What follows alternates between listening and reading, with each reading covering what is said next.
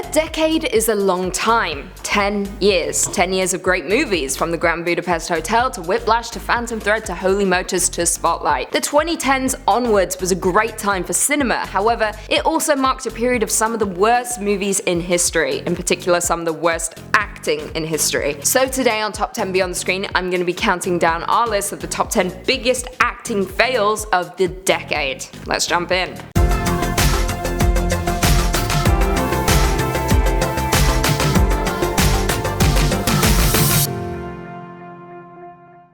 Coming in at number 10, Michael Fassbender, The Snowman. The Snowman is a 2017 psychological horror directed by Thomas Alfredson and stars Michael Fassbender, Rebecca Ferguson, Val Kilmer and J.K. Simmons. A stellar cast, right? Sadly, the film was absolutely disastrous and quickly became one of the most hated movies of 2017. The director at least apologized for the mess, but that being said, it still has one of the worst finales to any film in recent history. Fassbender plays Detective Harry Holes, first of all, Harry Holes, who in the final moments of the movie has a showdown with a villain that is one-dimensional and boring. The movie then ends with the villain simply falling through a frozen lake. Yay, what a suspenseful ending. What was Fassbender thinking? Coming in at 9, Adam Sandler, Grown Ups 2. Grown Ups 2 is a 2013 comedy directed by Dennis Dugan, the man behind another movie coming up on our list. The film picks up right after the first movie and shows Lenny deciding to move his family back to his hometown with his friends. However, when he arrives, he faces many comical situations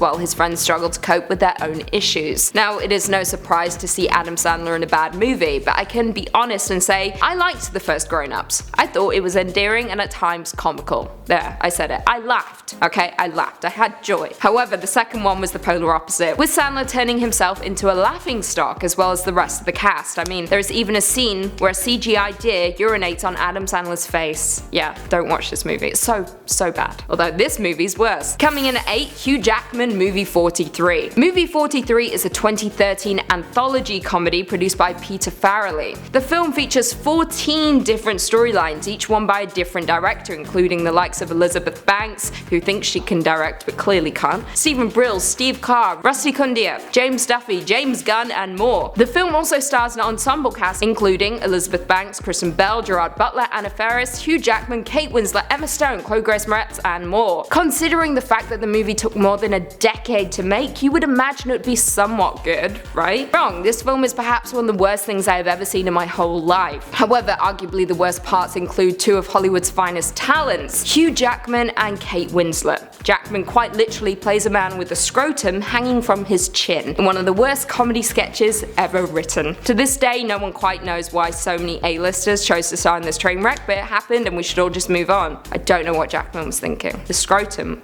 was right here. Coming in at 7, KELLAN LUTZ, The Legend of Hercules. It's easy to forget that KELLAN LUTZ exists, simply because he is one of the worst actors of our generation. Quote me on that. The Legend of Hercules is a 2014 action film directed by Renny Harlin and stars KELLAN LUTZ and literally no one else of merit. It of course follows Hercules, who is sold into slavery by his stepfather, and unknown to him, he possesses extraordinary strength. He then must use his powers to regain his lost kingdom. Fun times. Most predicted this to be a failure simply because it was released in January, which is typically the month that all the studios dump their trash, which is sad because January is my birthday month. But we can move on. I'm trash. And as expected, The Legend of Hercules was a rock bottom, big budget Hollywood movie that reached the lows few managed to reach. Now, the movie itself cost $70 million to make, but in one scene in particular, the scene in which Hercules battles other gladiators in an arena, does not come across like a big budget movie. Instead, it looks cheaply made and more like a PS1 video game. It is bad, folks. Really bad.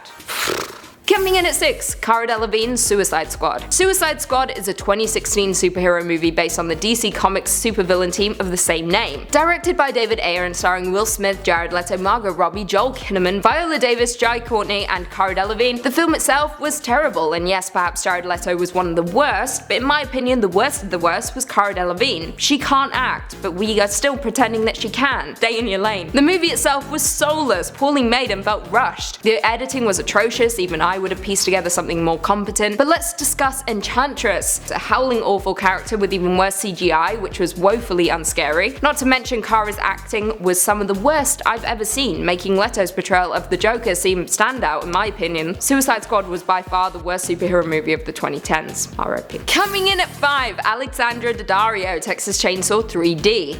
Texas Chainsaw 3D is a 2013 slasher film directed by John Lussenhop and stars Alexandra Daddario, Scott Eastwood, Gunnar Hansen, and that's about it. The movie is the 7th installment in the Texas Chainsaw Massacre franchise and was presented in 3D for no particular reason at all. The story centers on Heather, who discovers that she was adopted after learning of an inheritance from a long-lost grandmother. She subsequently takes a road trip with her friends to collect the inheritance, unaware that it includes her cousin, Leatherface. The movie is essentially a mishmash of dumb decisions, stupid characters, and terrible writing. Not to mention endless plot holes. However, the worst part comes at the end of the movie, when the town's corrupt sheriff leaves Heather tied up for him as bait. But once Leatherface arrives and realizes Heather's his cousin, he frees her and then they team up against the sheriff. The movie is so dumb and Alexandra Daddario is tough to watch. She's honestly tough to watch in everything. She's very pretty though, so. Coming in at 4, Jamie Dornan, 50 Shades of Grey. 50 Shades of Grey is one of the most R-rated franchises in movie history, and yes, it was a commercial success, but that doesn't mean it was a good franchise, oh no. 50 Shades is probably one of the worst romance movies in history that could easily be dubbed as a comedy. However, the franchise's greatest feat is managing to make sadomasochism boring and far from erotic. Not to mention it stars Jamie Dornan, a superb actor famous for appearing in works such as The Fall alongside Gillian Anderson, an incredible show. However, it seems that he couldn't even bring his acting chops to this series, with everyone, even the director, seemingly giving up. I'm bored even talking about it. Coming in at number 3, Al Pacino, Jack and Jill. Jack and Jill is a 2011 comedy directed by Dennis Dugan and starring Adam Sandler and the legend that is Al Pacino. The plot follows an ad executive whose life takes a turn when his annoying twin sister comes to visit for Thanksgiving. The movie was of course panned by critics and is considered to be one of the worst films ever made. Not to mention it won every single Razzie Award that year, which is quite the feat. The film is awful throughout, but there is one element that takes things even further into a world where comedy dies: Al Pacino.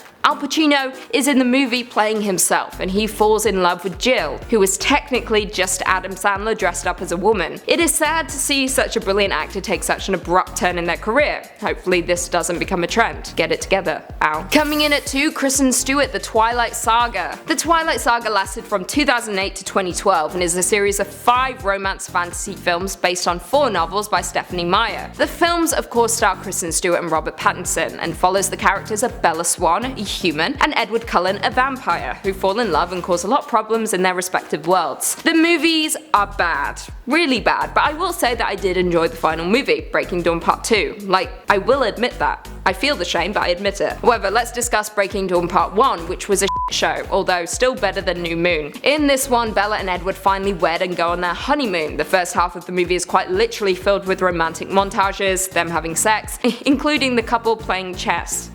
There's like 30 minutes of them playing chess. Not to mention the dialogue is atrocious. Bella then gets knocked up after getting all intimate with the vampire, and then everything goes even further downhill. Honestly, when you look at the career Kristen Stewart has now, it hurts to look back at her days as Bella Swan. And finally coming in at number 1, Bruce Willis, A Good Day to Die Hard. A Good Day to Die Hard is a 2013 action thriller and 5th and final installment in the Die Hard franchise. The main plot finds John McClane traveling to Russia to get his estranged son, Jack, an undercover CIA agent, out of prison. He is soon caught in the crossfire of a global terrorist plot. It's easy to pretend this film doesn't exist because it is atrociously written and staggeringly soulless, not to mention straight up boring. Upon release, Die Hard 5 cemented itself as one of the worst movies of all time, with Bruce Willis presumably having major regrets. In general, the movie is heartbreaking for longtime lovers of the Die Hard series, with the film utterly destroying the franchise in one quick swoop. Not to mention Bruce Willis's career. Where is he now, guys? Can you find him? Didn't think so. Well, there we have it. Do you guys agree with our list? Were there any acting fails that we missed? Leave us all your thoughts and feelings in the comments down below. And on that note, if you haven't already, be sure to give this video a big thumbs up, subscribe, and turn on notifications so you never miss another Beyond the Screen vid. And until next time, see you later.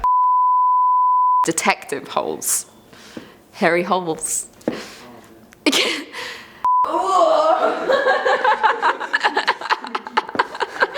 So excited. Who hires him? Who sees him audition and wants him in their movie? Sorry, editors. I'm just feeling it. I'm feeling myself. Daddario. You sure? It's Daddario. Daddario. Daddario. Are you sure? I'm sure, Chris. Daddario. Harry Holes. The funniest part of the movie was when he was like, this is my this is my games room. And she's like, oh, where you keep your Xbox and stuff?